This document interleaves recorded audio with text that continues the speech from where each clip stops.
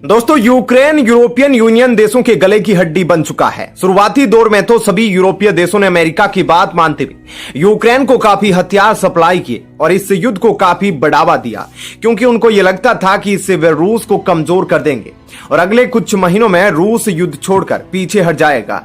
लेकिन सच्चाई पूरी तरह से अलग थी, क्योंकि ना तो रूस पीछे हटा और ना ही रूस यूक्रेन युद्ध खत्म हुआ, बल्कि अब इस युद्ध की गर्मी तो यूक्रेन के हर हिस्से तक महसूस की जा सकती है। इसी दौरान यूरोपियन यूनियन ने रूस के खिलाफ संयुक्त राष्ट्र सुरक्षा परिषद में एक प्रस्ताव निकाला, जिसका समर्थन 50 देश कर रहे हैं। और ऐसे में यूरोपियन यूनियन अब इस प्रस्ताव में भारत को अपना साथ देने के लिए मनाने में जुटा है। ऐसे में क्या है पूरी खबर, चलिए अब आपको विस्तार से बताते हैं।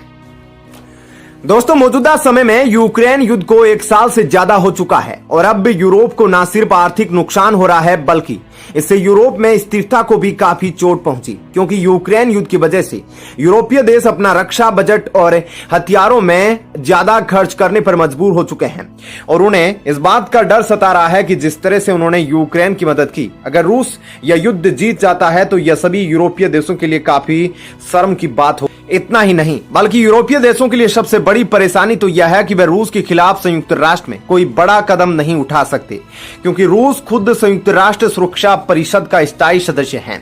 ऐसे में वे जब भी कुछ बड़ा करने की कोशिश करते हैं तो रूस खुद उस प्रस्ताव को वीटो कर देता है। हालांकि यूक्रेन में रूसी हमलों से जिस तरह की तबाही हुई है, उसे देखकर अब यूरोपीय देशों से रहा नहीं जाता, क्योंकि अगर इन देशों ने अभी कुछ नहीं किया तो बहुत जल्द इस युद्ध की आग इनकी सीमाओं तक पहुंच सकती है। ऐसे में इससे निपटने के लिए आखिरकार यूरोपीय यूनियन ने संयुक्त राष्ट्र में महासभा का सहारा लिया है और इसमें शामिल सभी देशों को भारत की मदद चाहिए। दरअसल 50 से ज्यादा देश एक साथ मिलकर भारत से गुहार लगा रहे हैं कि भारत रूस के खिलाफ उनके प्रस्ताव का समर्थन करे और संयुक्त राष्ट्र महासभा में रूस के खिलाफ रेजोल्यूशन पास करने में भारत इनकी मदद करे, क्योंकि बिना भारत के रूस के खिलाफ कोई भी बड़ा कदम उठाना संभव नहीं है। उदाहरण के लिए हम अमेरिकी प्रतिबंध को देख सकते हैं कि कैसे अमेरिका ने रूस पर दुनिया भर के प्रतिबंध लगाए, लेकिन भारत ने रूस के साथ व्यापार को जारी रखा।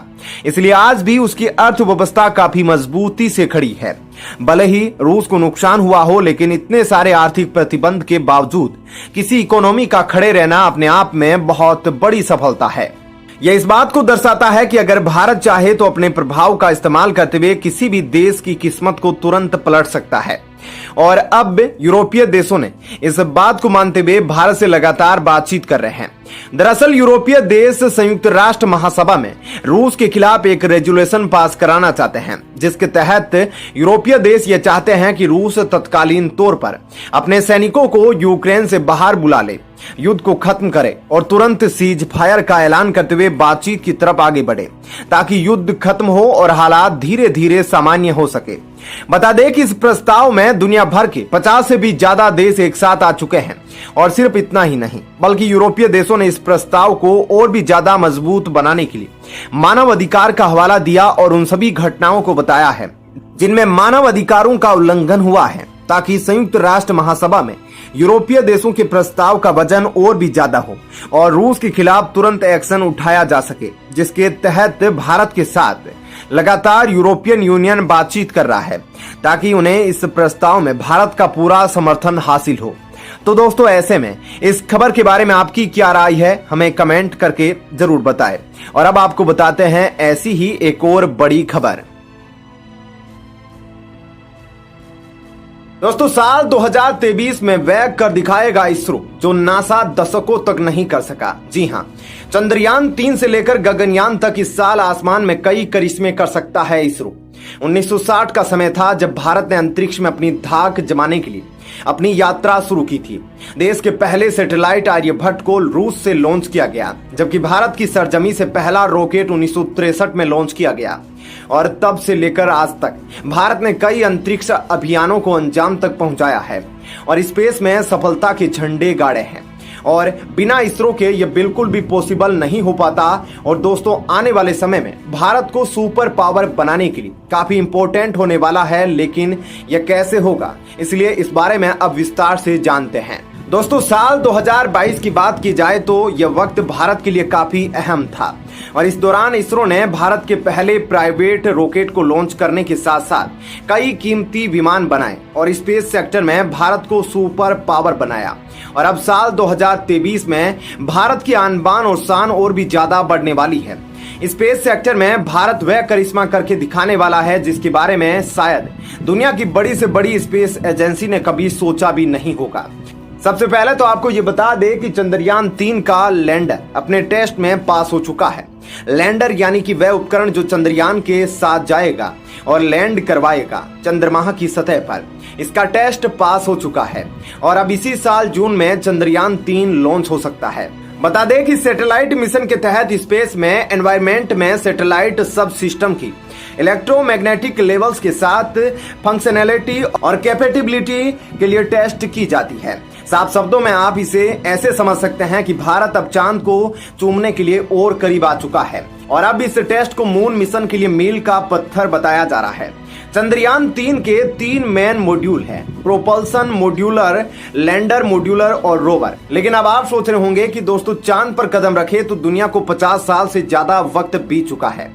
ऐसे में भारत अगर चांद के मिशन पर लगा है तो इससे बड़ी बात क्या हो गई। लेकिन बड़ी बात यह है कि अमेरिका, रूस और चीन को चांद पर सॉफ्ट लैंडिंग पर सफलता मिली है और सॉफ्ट लैंडिंग होता है किसी भी सैटेलाइट को किसी लैंडर से सेफली उतारना और उसके बाद यह तय करना होता है कि वह अपना काम सही ढंग से करे। और यह चंद्रयान 3 मिशन इसरो के आने वाले कई बड़े मिशंस के लिए रास्ता खोल देगा। यानी यह वह टेक्नोलॉजी है जिसे अगर इसरो ने मास्टर कर लिया तो फिर मंगल मिशन में यह सॉफ्ट लैंडिंग भारत की काफी मदद करेगी। यानी कि भारत की यह टेक्नोलॉजी विकसित हो जाएगी जिसकी मदद से किसी भी ग्रह पर उतरा जा सकता है। इस वजह से चांद पर खोज करने के लिए बेहद खास और जरूरी मिशन है। आपको बता दें कि साल 2019 में चंद्रयान 2 असफल हो गया था। जिस वक्त रोवर चंद्रमा की सतह पर उतरने वाला था, अचानक उसका लैंडर विक्रम से संपर्क टूट गया था। इस वजह से मून मिशन अधूरा रह गया था। लेकिन अब इसरो की चीजें माने तो चंद्रयान 3 मिशन पहले से कहीं अधिक मजबूत चंद्र रोवर के साथ उड़ान भरेगा, क्योंकि भविष्य में मिशंस के लिए काफी महत्वपूर्ण साबित होगा। यानी कि इसरो के आगे आने वाले स्पेस मिशंस में काफी ज्यादा मदद करेगा। चंद्रयान 3 की लॉन्चिंग GSLV मार्क 3 रॉकेट से होगी। इसरो के चीफ ने चंद्रयान 3 के बारे में बताया कि इसमें रोवर है और इंजीनियरिंग पहले के मुकाबले बिल्कुल अलग है। यह चंद्रयान 2 की कॉपी बिल्कुल भी नहीं है और साथ ही यह मजबूत और बेहतर उपकरणों से लैस होगा। ऐसे में यह आगे आने वाले समय में इसरो के लिए कई और जरूरी मिशंस के लिए रास्ता तैयार करने का काम करेगा और साथ ही यह उस सपने को पूरा करेगा जो चंद्रयान 2 के दौरान पूरा नहीं हो पाया था। ऐसे में दोस्तों इस खबर के बारे में आपकी क्या राय है, कमेंट सेक्शन में जरूर बताएं।